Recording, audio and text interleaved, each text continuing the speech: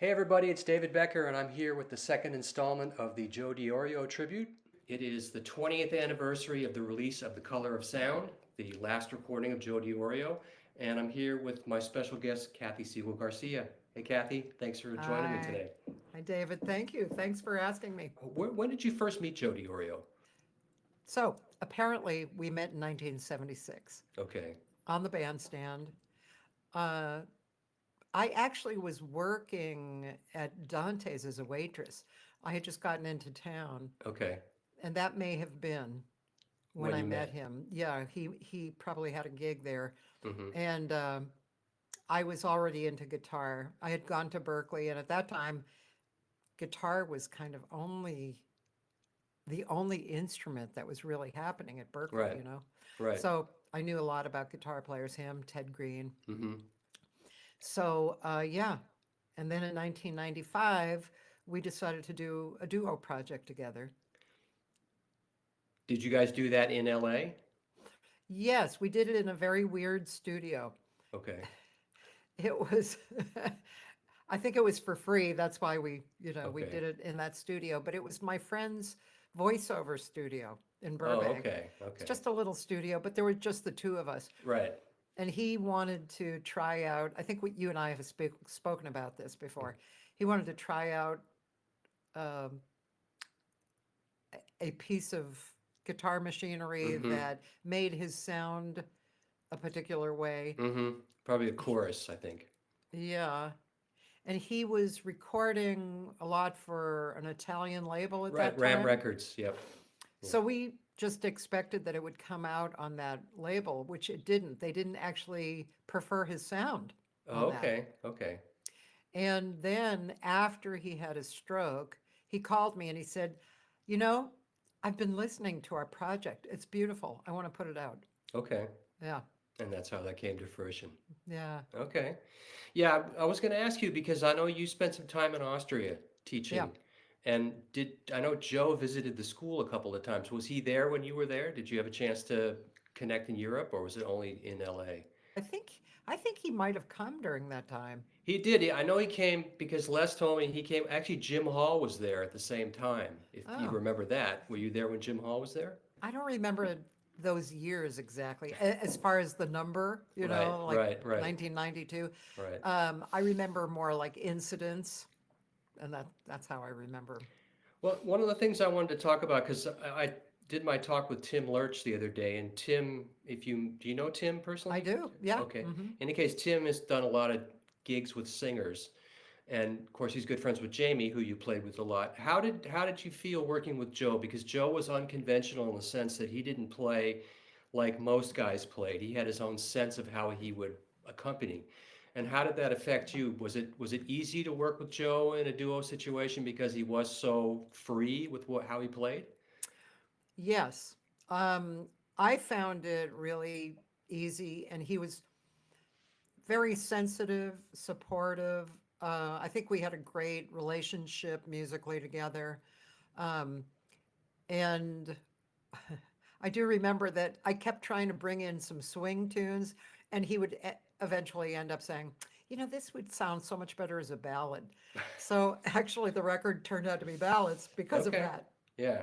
Well, Joe loved to play ballads. In fact, there's one of my favorite records that he did was with Ira Sullivan, The Breeze Oh, and I. Do you know that one? I love that record. He just comps and Ira plays flute. But when I did The Color of Gorgeous. Sound with Joe, I made sure that I was able to feature Joe's ballad playing, his melody, because he's such had a beautiful sense of melody. And that was my intent from the top. I mean, we did a lot of improvised stuff and standards, and I wrote a couple pieces. But the title track, "The Color of Sound," this actually the backdrop is the cover. Oh, He played it so beautifully that I could hear every note when I was writing it. That's Joe Diorio.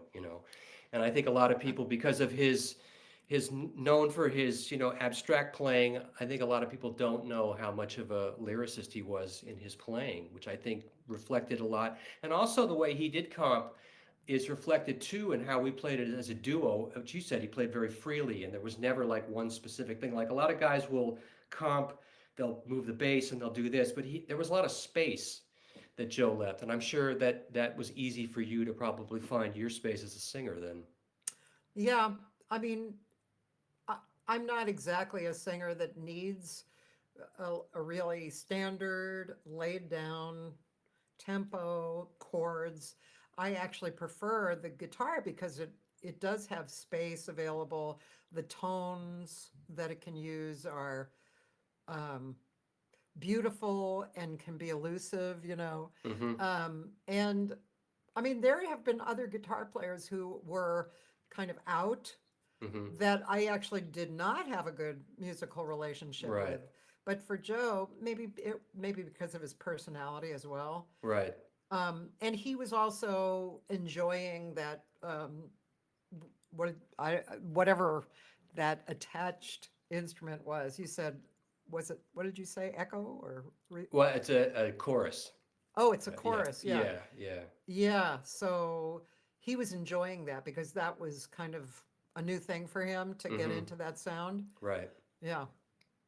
Yeah, I think Joe was somebody who responded a lot to what was going on around him because when we did the album, we recorded in a really nice studio in North Hollywood that had a big room, and we sat basically just facing each other.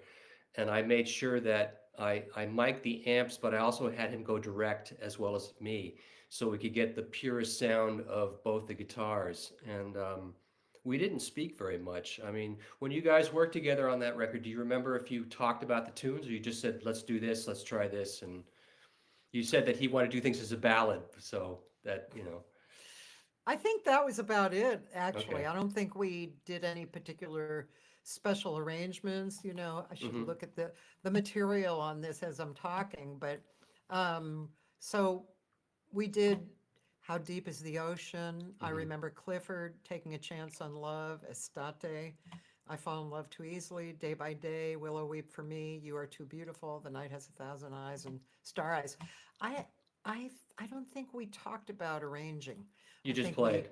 yeah, Yeah. but like I said, I think everything ended up slowing down. Right, to the Yeah, ballads. Yeah. yeah, Well, Joe loved to play ballads, and there's yeah. nothing wrong with that. So he had a great sense to do that. What do you remember about Joe personally that you would say stands out to you? Because you guys hung and had some time together. I mean, I can tell lots of stories about what we did together, but I'm sure that you have a couple that you might want to share. Well, I just remember him being a very spiritual guy, which, you know, that he and I connected on that level. I when I went to see him when he was in Hartford at the, you know, at the latter Mm-hmm. part of his life, Yeah. he we would hang out and talk about that aspect of life, and also he gave me a few pieces of artwork, you know, paintings Yeah. that he had done, which I cherish, and it was always very humanistic with him, you know. Yes.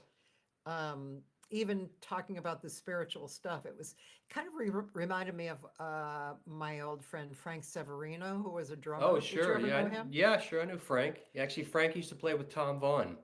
Oh, really? And my mom actually worked at the school where Tom was the priest, the Episcopal priest. And I Oh, saw wow. them play a concert at the school. I was probably about 17 or something, or 16, and I saw them, and I met Frank. Remember that very, very vividly. So, Well, I think that my relationship with Joe and my relationship with Frank were, there was something similar about the hmm, feeling of them. right. You know, I don't know, maybe it's old school, maybe it's Italian. I don't know, Yeah, you yeah, know, but very personal and spiritual, but not necessarily like Frank. Frank was a Christian, but we didn't specifically talk a lot about that, but hmm, the feeling yeah, was that, you know, yeah, very, like neither one of them I ever felt were coming on to me, you know, and right. I was young at the Yeah, time. yeah, So it was just a really beautiful, um, supportive friendship, you know. right. Well, I mean, the last time I visited Joe in his house in Waterbury, I spent, I think, 6 or 8 hours. And Joe and I think we spent probably 4 or 5 hours together in the living room, just talking. And I played for him, and we just and then we had dinner. He I brought was in some going to say pasta. Yeah. food had to be Yes, part of it. Yeah. yes. And he said something to me. I may have told you this before. Maybe I didn't. I don't know. But we were having dinner, and he looked over at me and he said, "I'll never forget this." He said, "David, I just want to tell you, I've never had a friend like you, Oh, and I just want to tell you how much I appreciate you." And I just said, "Same here, Joe." I mean, I get kind of teary-eyed thinking about it now. oh, that's really amazing. Um, yeah, that's really beautiful. He met me when I was 18. And the funny Oh, story is that when I went to GIT, I was going to go to Berkeley. I had all set to go to Berkeley. My junior high school music teacher was Ted Decter, and you might know Graham Decter, yeah, jazz guitarist. yeah, That his dad is oh, also an arranger, yeah. and his aunt is a saxophone player, and so he wrote me a great recommendation letter because I played trumpet during the junior high years, and then I got into guitar when I was at high school, but I wanted to go to Berkeley, so I was all set. And then I met this guy at a music store who said, "Don't go to Berkeley." He said, "Go to GIT." And I'm like, "What's GIT?" And then my brother was playing with a guy who had just graduated GIT, Craig Charmot. Do you know Craig? No, I don't. Okay, in any case, he was there, I think, in '78. And he said, "Go to GIT." So all of a sudden, all my dreams about going to Boston were kind of like, well, what am I going to do? So I went down to visit the school, and I got a tour from Becky Hicks and Carmi, Tommy Tedesco's wife, and I decided that's where I'm going to go. So when I went there, I Yeah, saw Joe Diorio play, and I was like, I got to meet this guy. There's something about him that really resonated with me. And the very first time I met him, there used to be this snack bar. I don't know if you remember during the old days when it was above the Wax Museum. yeah.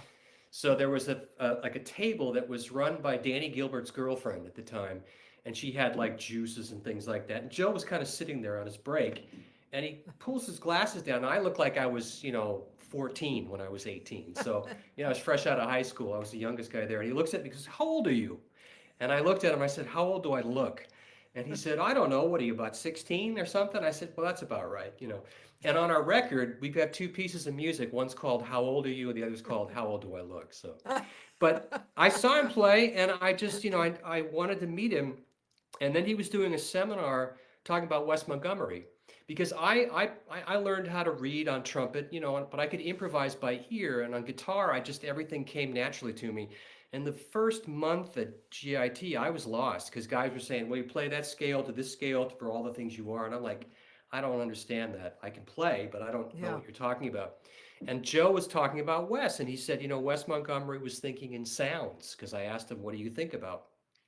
And I raised my hand sheepishly and said, "Hey, Mr. Diorio, I think that way too." And he looked at me and said, "You come to my room tomorrow, and I want to see you." And I walked in there, and he just said, "Play." And I just kind of played whatever. I don't even remember what I played.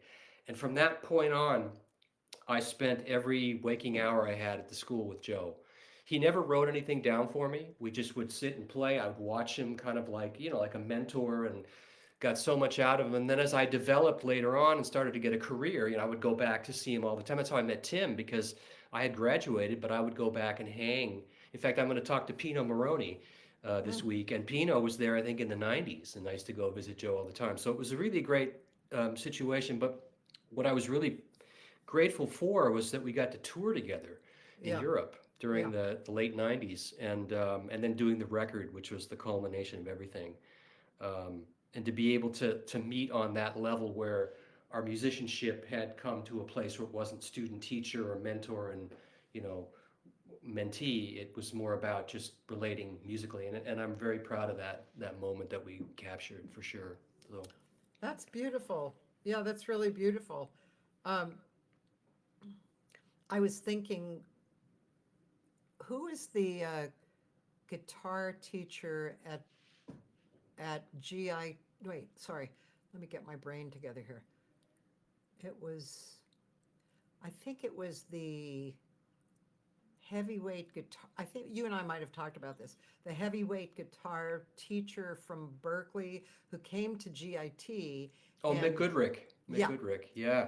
So I Yeah. remember when Mick came to GIT and Mick and Joe performed Right. together on the I was there. stage. Yeah. You were? I was. Yeah. Oh my God.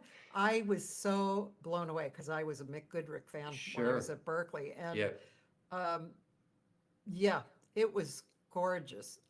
It was so The, gorgeous. Well, Mick, I remember because I had just graduated and I would go back and hang with Joe and Mick. I remember he said Mick Goodrick is coming, so I had to go. And I was sitting in Joe's office with Mick, and I knew at the time a guy that worked for ECM Records because I was going over there with tapes, and this guy was listening to my music, and I said, I know Hans Wendel, and he's like, how do you know Hans? And I said, well, but interestingly enough, is that Mick was the conduit for a lot of the guitar players. I mean, if you look at someone like Pat Metheny, who knew Joe in Miami when he went to school there in '73, and then later was teaching with Gary Burton at Berkeley. Then he met Mick. Mick knew about all the stuff that was going on in Florida with Ira Sullivan and Jocko, the band that they had with Joe, and all those musicians kind of went from Florida up to Boston or up to New York. So there was a great community, even though there wasn't internet at the time. There was that exchange of what was going on creatively because they never had any recordings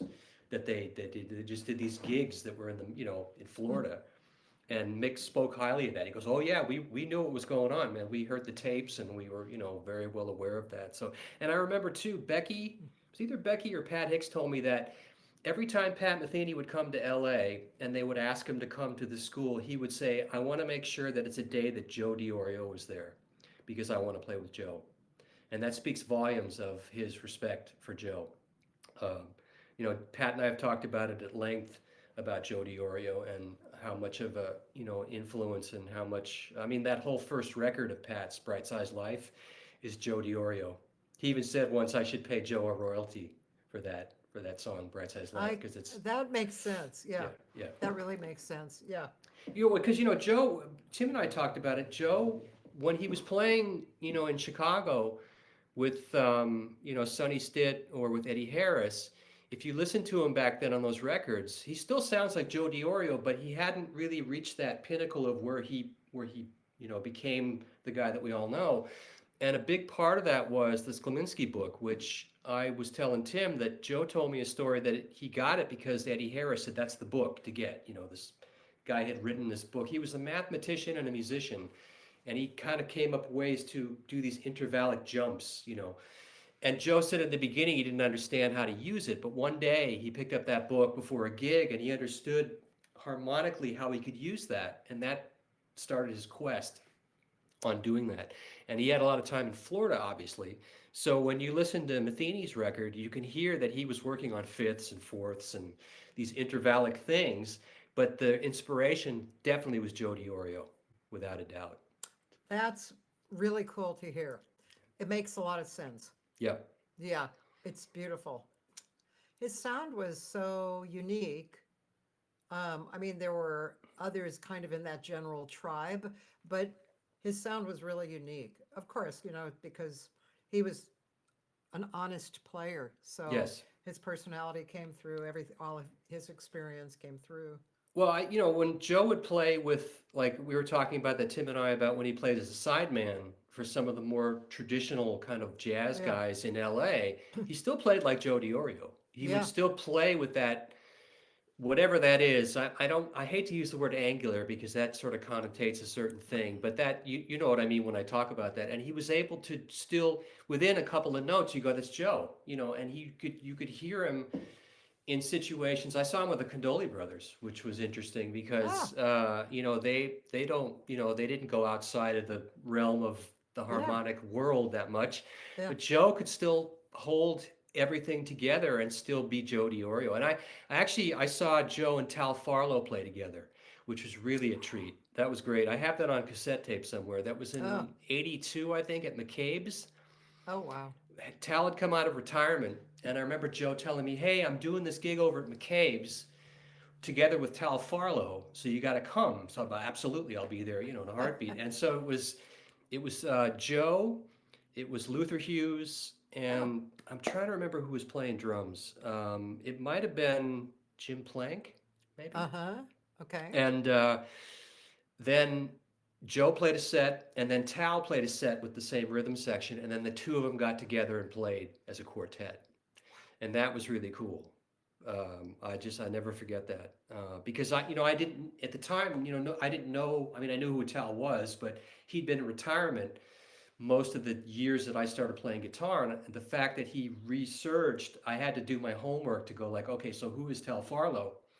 And experiencing what he played, and then seeing him juxtaposed with Joe was really a great experience for sure. Yeah, Tal was an unusual musician.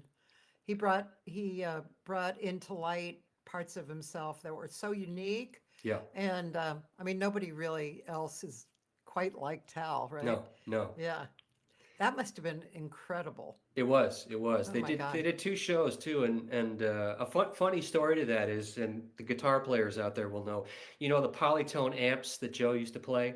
Yes. There's a little red dial on top of the volume control, which is distortion. And Yeah. so Joe was never really that technically savvy. And so he's up there, and apparently he must have turned his distortion on without knowing that he did. And so he's playing the first tune. I think it was Green Dolphin Street or something. And I have this on cassette somewhere. I gotta find it, put it digitally. And so he's playing. I could hear the distortion because he'll play some notes and sustain, and it's not sustain that he was really kind of to go for. And Luther Hughes was aware of the fact that that was going on, so he stops playing. He goes over and he turns the distortion on, and he goes, "Your distortion was on. I turned it off." And so Joe had to kind of get his bearings, and he came back, but he didn't miss a beat. It was great. That was like classic. So yeah, That's funny. yeah, You yeah. know what I really enjoyed was the interview that Will Brom and John Story did with him. Did you hear that? No, I heard about it, but I have not heard it. It was so good. And there Yeah, was, I mean, Joe is, well, probably Joe talked to you a lot about certain things that he talked to them about, yeah. guitar players and, all that information. But it was great. It was a great interview to hear. Not too long before he died, I think. Yeah, I think it was just around that time. That just before he passed, I was calling him every day and I was recording our conversations. I mean, he knew that I Ah, was yeah, because I wanted to just preserve that because the time that we spent together at the house, I thought about recording it, but it was so personal that I thought this is stuff that I just have to keep to myself, just me and Joe. And then later on, we elaborated on some of that stuff, but there were so many things that we shared that was just so personal. I didn't want to do that. I didn't want to go like, well, here's me and Joe. So I did a little video of Joe saying hi to everybody, and then I got an email from Steve Lynch. Do you know Steve? I know his name. Yeah, in any case, Steve was a GIT student, and he went on to have a band called Autograph. They had a huge hit in the 80s. And in fact, we're going to do a talk soon as Oh, well for cool. this. So, but he said, "Oh man, I love Joe," and he said, "I used something out of Intervallic Designs on that song that I recorded, and you can hear it." I listened to the solo, and I went, "There it is, right there, exercise number one, or whatever the heck it is out of that book." And I have a friend, Alex Skolnick. I don't know if you know Alex. Alex, No. he's a New York-based guitar player who plays in a band called Testament, which is a rock band, but he also has a jazz trio, and we actually have played together a lot as a duo. And Alex told me that he had a podcast that I was on talking about Joe, and he said, "Oh yeah, man, I took something out of Intervallic Designs too." And I'm going to be talking to Jennifer Batten soon as well. And all of the influence that Joe had went far beyond the jazz guitar player. It went even to I can believe that. and that's what's so unique about Joe's presence to what he brought to the table. And I've said this too, and that Joe was doing things back in the '70s that were like miles ahead of anybody else. And even guys like Joe Pass, who was a master at what he did, as far as what Joe was tapping into, I think was far beyond what anybody else was doing. And it's fortunate enough that there are recordings that exist of what he did, but it took a long time for people to really realize his genius, I think. Um, except for people like us. We Yeah, we we all knew. we all Yeah, we all knew. knew. Yeah, Yeah. yeah, we Um, did. I don't know when he started painting or doing art in general. But that was, obviously another expression for Yes. him as well. That was, I mean, his painting to me is kind of like his playing, you Oh, know. absolutely. Well, Yeah. he started sometime in the mid '80s because I remember that after I graduated, that I went out and kind of got my career going. I did a concert at GIT in 1986 with my band, and our record on MCA had just come out, and Joe was going to be there and come and watch me, and he brought me a sweatshirt of that Joe Diorio, that Yeah. thing he drew Yeah. himself, Yeah. Yeah. and the only color he had left was pink. And I was like, I'll take it, man, because I'm wearing a pink sweatshirt with the Joe Diorio, self portrait. Pink. But it meant so much to me that that I could wear that at the school that I went to present this thing and having my first album and all that. But he was doing a lot of drawing, a lot of painting, and just he had a natural sense of that expression. And even after the stroke, he spent a great deal of time writing music and working on music. In fact, I'll tell you a story that when I came back from Argentina after he had the stroke, I visited him, and he didn't want to pick up the guitar. Yeah. And Tina, his wife, was saying, the therapist says you need to hold it. It's good therapy. So Yeah. about maybe 6 months later, I was still living in Europe, but I came to visit him, and I brought my guitar, and I was sitting in his apartment down in, I think he was in Costa Mesa or somewhere like that. And Tina was there, and I said, "Come on, Joe, let's play." He said, "No, David, you play. Come on." I said, "No, come on, Joe, just play." So I got him to get the guitar in his hand, and he put the left hand on the neck, and we started to play. And even though he could barely move his fingers, it was Joe Diorio. And I Oh. was like, man, this is incredible. The sound and just that emotion, that never goes away. Yeah. And, I realized how much music he had inside of him and how important it was for him to keep developing. And that's the thing. He was writing every day and really working hard on that. And I mean, he did regain enough to be able to play somewhat. He did one gig in New York. They got him out to do that. Yeah. But he was very selective about who he would show, and I felt very honored that he would take the guitar even in that state and make music with me. And it was probably one of the most incredible moments for me to watch and hear that happen, because we always think the physicality of an instrument, but the depth of where it comes from, you really realize when you're in a situation like that. So Absolutely. You know, I can share my screen, right? you can, yes. Because I brought up some pictures, just a few, obviously a few pictures, but this was, I'll probably always think about this. Let's see. This really just has the feeling, especially the cover that we picked. It was just, That's beautiful. yeah, both of Yeah, us laughing. yeah, This yeah. was inside. There were a lot of great pictures. I should share some of those pictures with you. Yeah, Lots of please do. pictures Please about do.